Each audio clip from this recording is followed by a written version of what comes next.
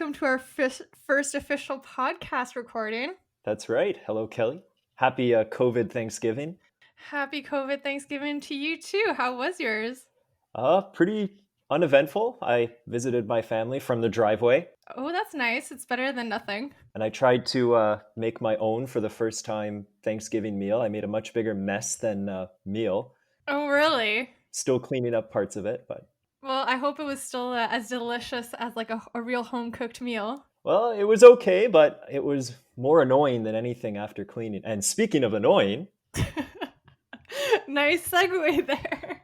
So, yeah, today we're going to talk about all things that annoys us in the curling world, things that we've heard or experienced throughout our years.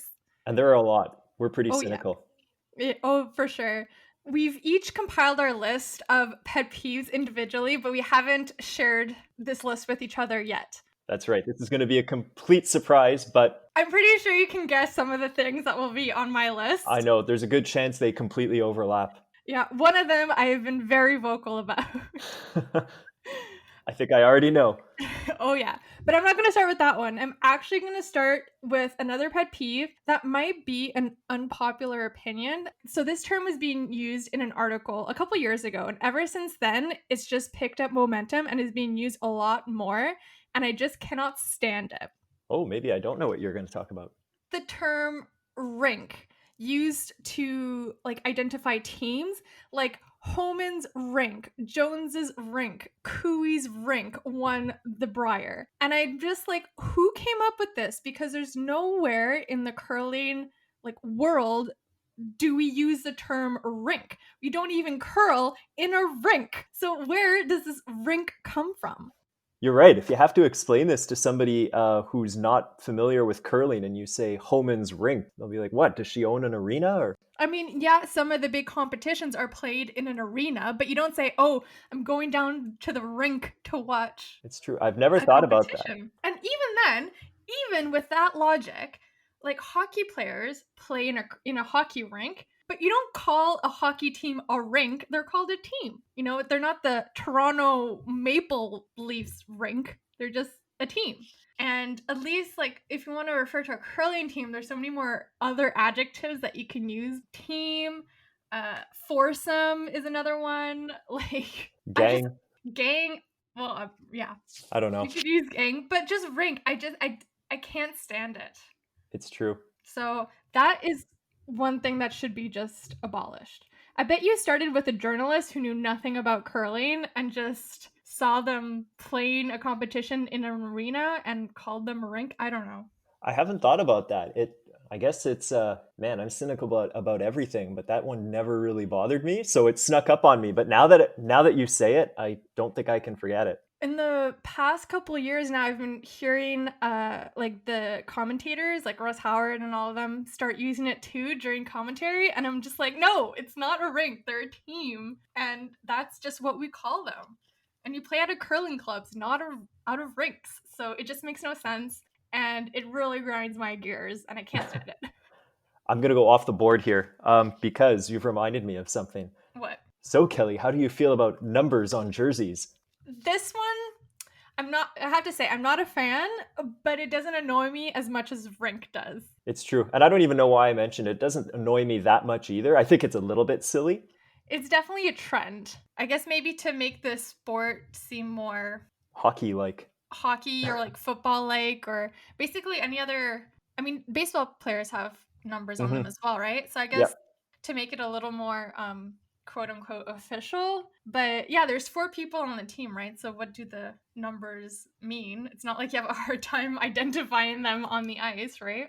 No, exactly. Well, it kind of reminds me a little bit of when this is years ago, back when we were starting in juniors, even at the juvenile level, where it just started becoming a trend to put your names on your backs. And I remember that being quite controversial because I remember hearing some people say oh, well, you haven't earned the right to put your name on your back because only people who've been to nationals would do that.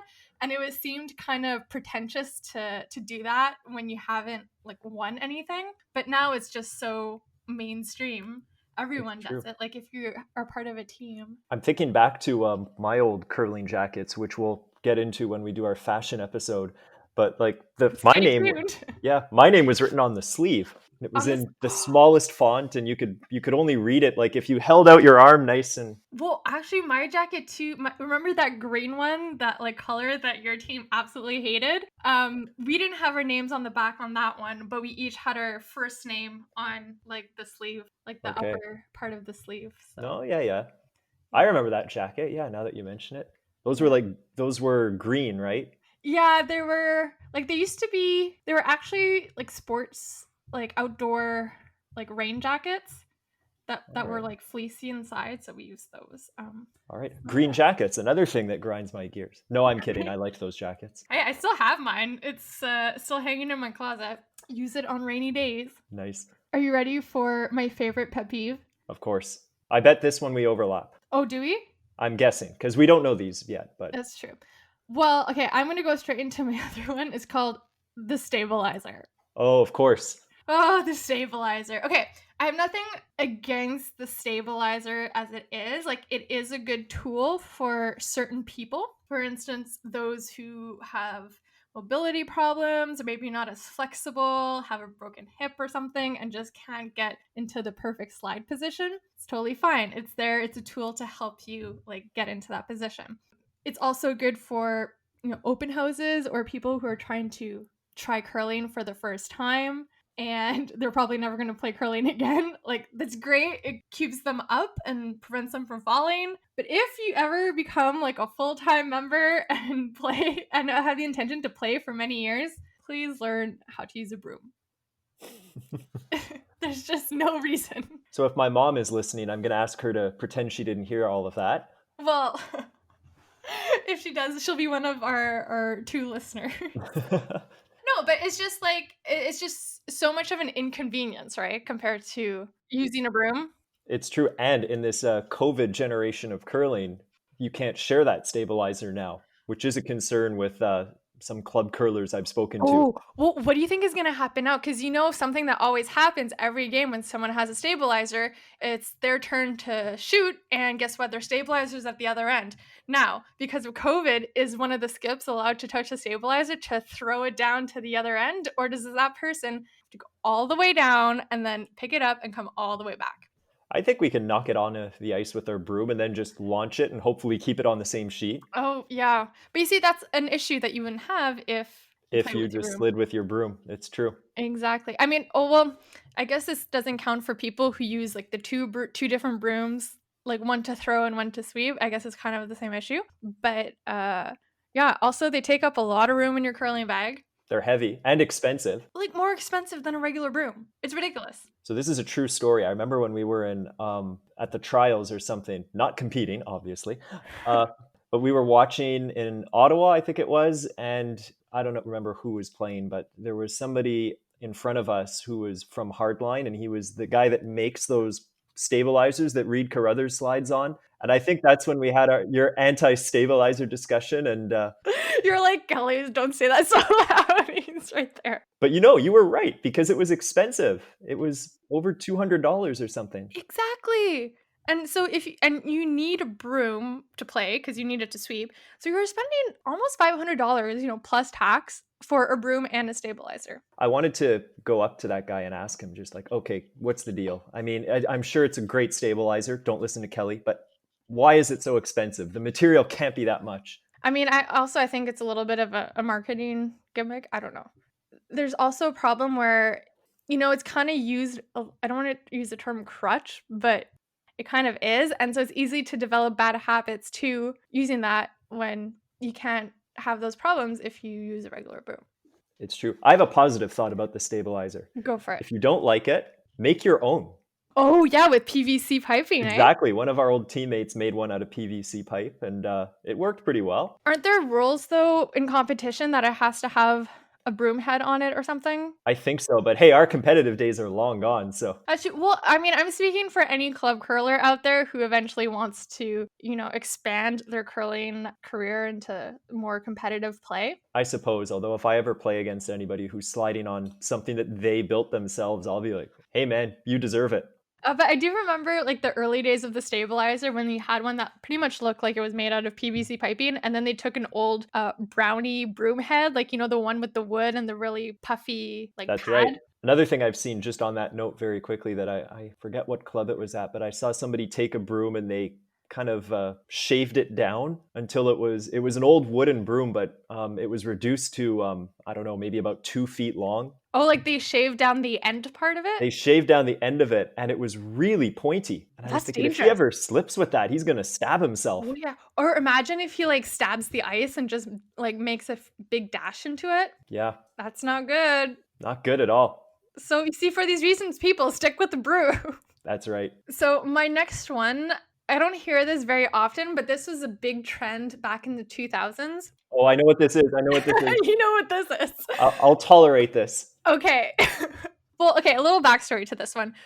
Back in our junior days, I think at the start of it, we mostly competed within our province. But as we like aged and developed, we decided to go to some tournaments in a neighboring province. And I guess there's certain like I don't know what it is like in other provinces, but I think every province kind of has its quirks or its ways of doing things. And so, anyways, we went down to this curling tournament in Ontario, and we started playing. And we noticed the girls would always scream this word, and it took us a while to figure out like what they were saying. And then once we figured it out, we're like, "Oh my god!" And this is the word tolerance. So whenever a girl would like throw a rock, and I guess you always have a plan B or a plan C depending on how the shot is going. If the team wanted to switch to their plan B, or someone, usually the skip or the throw would scream, "Tolerance, girls, tolerance." And we're just like, what are they doing? But it was just to remind themselves that, hey, think of the The plan way to B miss. shot. Yeah. Or like, the first shot isn't going to plan. Like, be mindful that, hey, maybe we should sweep it through or keep it short or something. I don't know. It's true. Oh, maybe I'm playing devil's advocate here. It's a good thing to teach. Definitely. And like we were taught it, we just expressed it in a different way. Like, hey, Non-verbally. we'd say like, hey, it's heavy. So that implies that, okay, whatever the shot was, but if it's heavy, then let's go for a tick or something, that It's was kind true. of implied. It's true. I don't think I've ever said it in competitive. Well, I have just to annoy you, like when we're playing. I've only heard it from Ontario people. So I think it's like specifically in Ontario. I think I may be wrong. I wonder, or maybe it's just everywhere else but Quebec. I don't even know if they still say it. Oh, just while we're talking about that, here's a question. So if you're skipping Yeah. and I'm throwing third rocks, what's my position? Am I a third or am I a vice? Oh, Rob, you just opened a can of I know. worms What's up here. with that? Oh, I hate Vice. It's a third. I You're know. not I a don't Vice. like it. Where did Vice come from? I hear it again everywhere in Ontario when we curl. Oh, it's an Ontario thing? I think it's an Ontario thing. Oh, damn, Ontario. The skip is the captain, so the third is the vice captain. But they're just a third. It's true. I always would say third. Like lead, second, third, skip. But yeah, I don't know. There's something weird about Vice. I know. I never got into it. I No. can't adopt it. I don't know. Or like I guess you'd still say I'm throwing third rocks. I'm throwing Vice rocks. I guess, but No, I think we should not make Vice happen. no, I agree. Even if it makes sense, even if your second is the one who takes over while the skip throws, I'd rather just call them second and they're holding the broom. Or even on TV, I think they like, before the games, they do the roll call. Like throwing lead is so and so, second, throwing third rocks. Like they never say who the vice is. It's always the third. And then We're gonna have to research this. yeah, maybe we need to hold on this and come back That's on it. it. We've not put any like effort into preparing for background research. Yeah, well, also been so long since we've been on the ice or seen curling on TV. I kind of forgot what. That's true. This is probably like the longest periods in our lives that we've gone without curling because our season was shut down in March. It's October and we still can't get on the ice. So It's true, and a lot of the big competitions have been canceled too. Like what should be coming up next in November? Is it the Canada Cup? I have no idea. Exactly. I barely know what month it is. But yeah, so tolerance and vice are two words that I think we should just abolish. Abolish. Jumping off the vice thing, what are your thoughts on the third throwing skip rocks and the skip throwing third rocks? I'm okay with that. I enjoyed the Dave Nedahin kind of pioneering that. I always kind of liked it. I played on a team that did that for many years. Yeah, that's kind of why I brought it up too, because I remember your team. I think it's obvious why Team Randy Furby did it back in the day. Can you imagine seeing Randy Furby sweeping for like two rocks?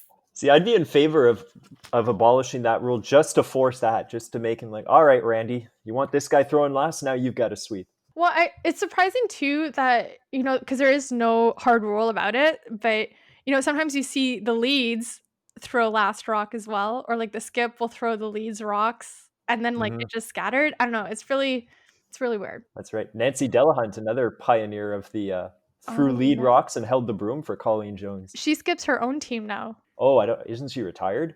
Oh, well, who came back then? Someone else from Colleen's team is playing out of Nova Scotia, I think. Well, Marianne Arsenault moved to BC, Okay, that's who I'm thinking of and she's then. playing with Kelly Scott's old team. But she only recently moved to BC though. That's right. It Okay. was this year. That'll be for our team change or gossip episode. All right. Do you have any more pet peeves to go through? All right, I have. I guess I should make one here. I know this is one that you share as well. How many times have we been in our club games and we've got, I'm going to say, about a 8 point lead, and we're starting the sixth end of an 8 end game? Oh my God. I know where you're going with this. One of the greatest things about this sport is that when it's not going well, you can give up. Yes. You do not have to finish the game. This is what's wrong with every other sport, by the way. In baseball, if a team is getting killed and they have to finish the game, they get pissed off and they just start throwing fastballs at each other. In hockey, this is how fights break out. And the greatest thing about curling is you can decide, you know what, this is not working. Let's go drink. When this happens, maybe we should just start throwing rocks at people. It would be like the equivalent of the other sport. Have you ever done that? Have you ever just launched them all through? Very much that's happened, especially like you said at those club games, especially when they're really late, like you're on the late night 9 o'clock draw and it's 10:30, 10:45, and yeah, you're up by like 10 points and the other team doesn't want to shake and you're just like, I gotta be up at 7 tomorrow morning for work. I remember those. I don't want to do this. I remember having a regionals game once where it was 11 o'clock at night on a Sunday. It's the sixth end. There's a blizzard outside.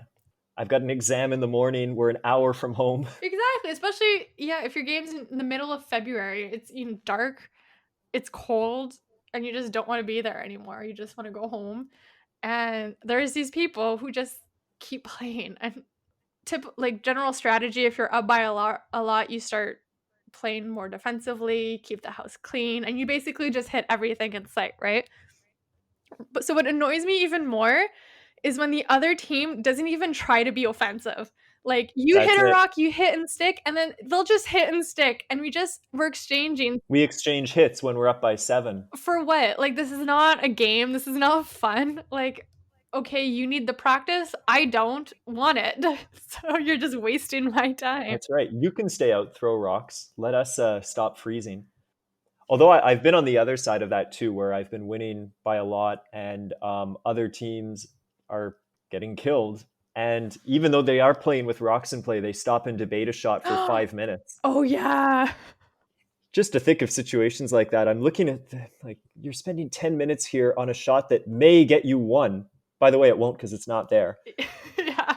When you really should be looking at that other shot that is much more has a higher probability of being made. Sometimes I just want to tell them the answer like, "Hey, you're looking at the wrong shot. Just play this just so we can get the game moving again." Like I don't care if it's, deemed like cheating or giving them the answer or whatever. I just want It's a group effort. If you want to ask, like, go for it. yeah, maybe that's a new thing that we should start this year. Just if like they're taking too long to discuss, just tell them, hey, just play this shot. And we play on a time clock at our club, and so when we run out of time, because well, now we're talking about something different. Usually, we don't make it to the end. Thank God we do have a timer on our games. Cause could you imagine being on the late draw and it had to go to 8 ends and now it's 11:30 and you're just like, I don't want to be here Calcutta. right now.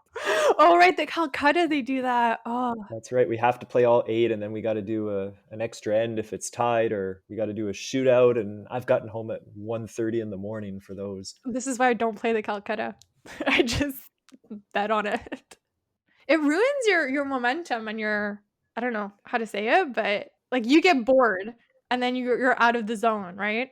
Granted, there are games when you've got a million rocks in play and where it's a nice tight game, and I have no problem with people debating shots in a really tight game, but it's really frustrating when it's not. What's happened a couple times too is the shot is so obvious. Like it's so obvious you need to put up a guard. And then they're like talking about, oh, what if we do this angle raise off the 12 foot? And we're just like, just put a guard up. Just put a guard up. But yeah, going back to our ends thing, I think whether you're down by a lot or up by a lot, I think it's acceptable to go to six ends. After six ends, you gotta reevaluate your situation and just give up when you can. One thing that I've never bought is the whole, if you want to shake after an odd end, oh well, let's just throw them back. Like, Oh, that's a horrible excuse. No, what I is will take that? the rock No, and push it down.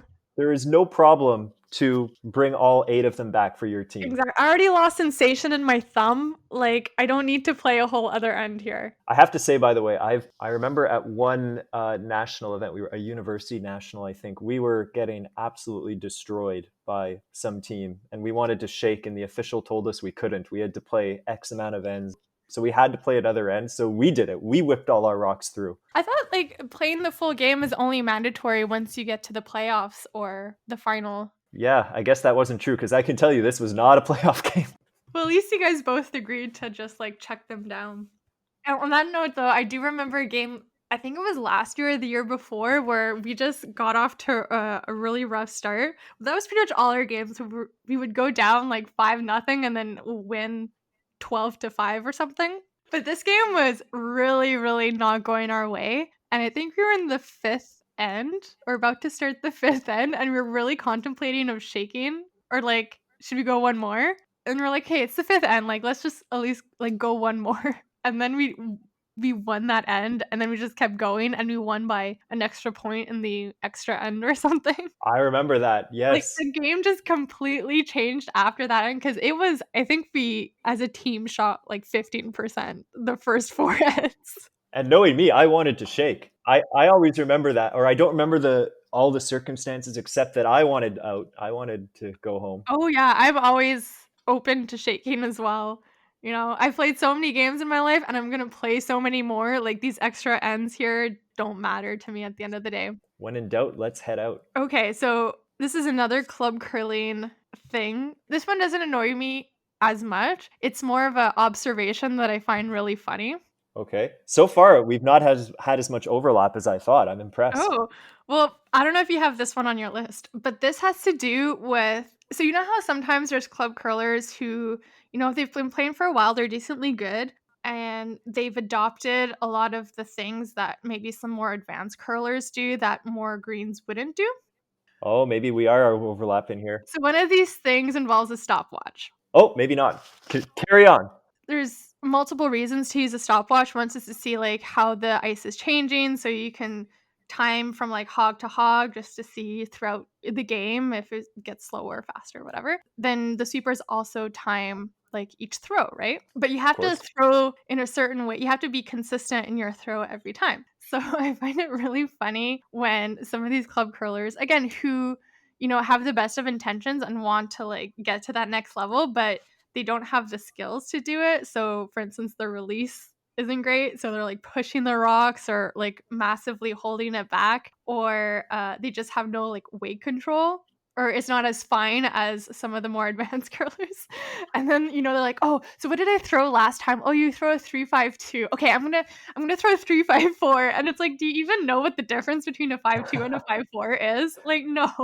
Which we should say we probably wouldn't be able to do either. Well, not anymore. Or like they're blaming, you know, when there's a sweeping error and then they're blaming the sweepers and the sweepers are like, oh no, like I timed a 3-4-4. And it's like, one, did you even time that correctly? And two, it doesn't matter because they pushed the rock or something. So it's really funny to see the other team bicker a little bit or take the timing so seriously when it's probably full of errors anyway and just like messing with their mental game. That's true. In fact, that's a whole other thing. This isn't something that annoys me. This is something I laugh at. But when other teams start bickering Oh yeah. over things where we're like, it's definitely fun to see the other team self-destruct on points that they don't really fully comprehend or understand. Similarly, like sweeping too, especially that year that where sweeping gate just took over the curling world, where Oh with my. directional sweeping and stuff, and some people make using that as an excuse for why they missed a shot, and you're just like, I'm happy that our competitive phase ended just before that became a big thing. yeah, I don't even think I fully, like, got on board with it. I was just like, "Okay." I mean, I understand the basics of this new concept, and we'll leave it at that. I'll be honest, like we sweep just to because we're freezing out Oh, there exactly. and we need a little bit of cardio in the wintertime. Especially with, certain members on our team trying to throw a draw. Oh yes. You can just say it, my brother. Yeah, your brother. Oh, so funny. Anyway, so to wrap this up, I guess the last annoyance we can discuss is certain catchphrases that are used or that you hear on TV. Oh boy. You got this. Trust it. Trust it. Oh my god. That one, I think we can never say that again. It's kind of like tolerance, right? That's it. What was that other one? You got it, Gina? I think so. Oh, wait to broom.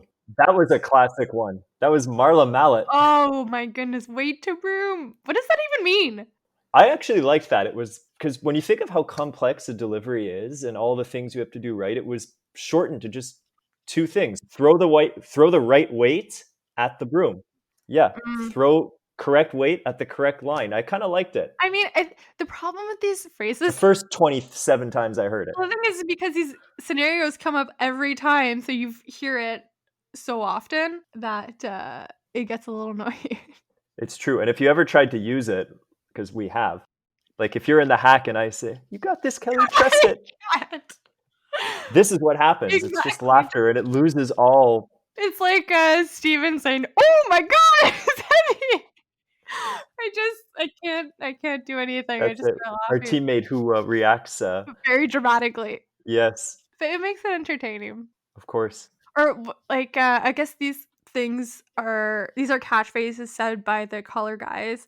Um, it's dead on. Remember, like that phrase came about when Russ Howard started. That's the go-to Russ Howard phrase. Everything is dead. This it's dead. That it's just It's dead straight here. yeah. It's dead flat. That's it. He's The dead other thing outside.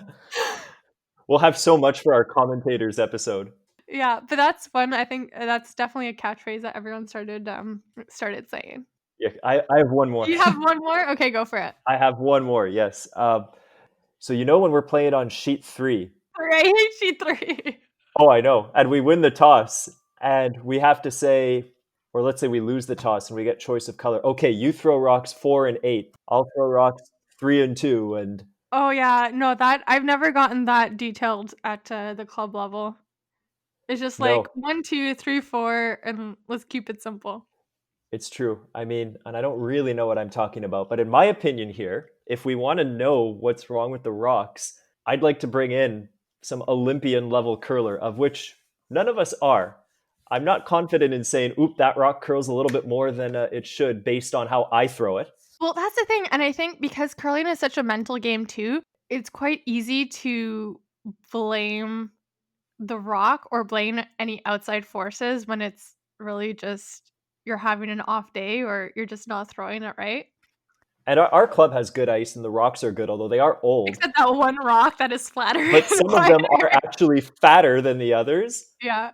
There's some with a slightly longer diameter, there's some with a higher striking band. Mhm. And I remember when our club was hosting a provincial tournament once, one of the coaches came up to me and because he knew me and he asked me, what do you know about the rocks? Are there any that curl a little bit more? Are there any that he was trying to get all the details? And all I could think of was, well, some are fatter than the others. I don't remember which ones. I don't remember what color. I Yeah. think they're yellow. I mean, definitely when you're at like a competition or something, it is more important and you definitely want to have your rocks match as much as possible. But like at the club, I don't know, like if I get in an instance where the two rocks aren't the same, like I'm cognizant of it and like I correct it myself, you know? Like you know that this one is a little slower, so you just give it a little extra to it. At least we think. I think. Yeah. We're all just eyeballing it. Exactly, and you just kinda go from there, adapt. If you're good enough to notice that there's something wrong with the rock, you should also be good enough to correct it. Yes, which is why, in this new COVID protocol, my attitude should be, "No, you can't switch your rocks.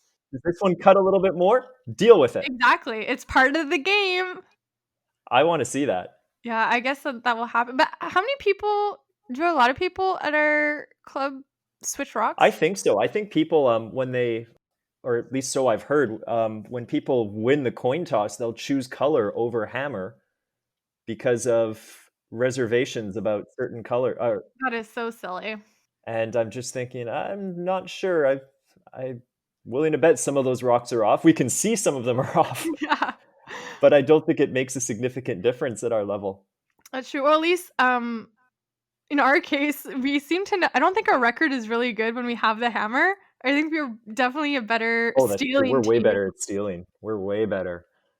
And for me, this is like a nice personal story of competitive closure. The whole idea of rock matching, because I remember this is back to our trip to Ottawa when we went to the trials. So after you insulted the stabilizer right I behind did the not guy that insult invented it, it, I gave its true opinion my true opinion on it, the reality. exactly. So after that, I at least I didn't say it in front of Mike McEwen's coach, but I saw him sitting pretty close to us, and he had a binder and he was writing notes on his team wasn't even playing, and they were writing notes on every rock on every sheet. He had his little binoculars, he had a binder, he had so much information, and I just remember looking at that and going, I am so happy that I just don't care that much. Just give me a rock, I don't care. But at that level, like, the 5th player or the coach or whoever, like, there's a person on the team dedicated to just watching and recording all the rocks. It's true, and I'm just thinking like, At that level, it can make a difference because oh, I everyone's know it makes a difference, but would you want that oh job? god, no. Oh, no. Even just scoring a game for me is too long. Oh, I know, I would not pay attention, I would fall asleep. But yeah, I guess when you get to the higher level, when everyone like, especially for the men, they all curl, like, 95%, so one missed shot can really make a difference. Oh, for sure. There's certainly a purpose for it in the competitive game. It's just that I don't wanna be responsible for it. I If Yeah. you asked me to scout for a competitive, I'll be asleep. So, are you saying that people should not recruit you to be the coach on their team anymore? Not if they want rock matching. Or, I mean, I'll give the honest answer. That one's fatter.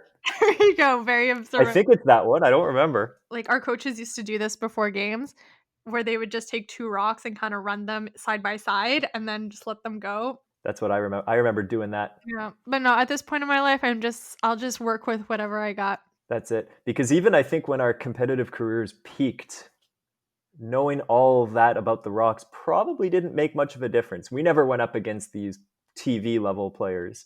Or we did, but But I also they were more at our level back then. yeah, that's true, but I also think we had other things to worry about or focus on, that the rock matching just wasn't, like, a priority for us, you know? Like, the example I gave with the stopwatch, right? Like, it's a very good tool, however, if you're not throwing consistently well, it doesn't matter. Again, if you're It's making true. 50% of your shots, like, the rock matching is not gonna make that big of a difference. Alright, so I guess this wraps up our, first episode. Yes, we are cynical. We predicted that though. Yeah. So, hope you enjoyed and, catch us, for the next one. We'll try to be more positive then. Yes. Unless we're talking curling commercials. In that case, it's going off the rails. Hold your horses for that one. Alright, bye.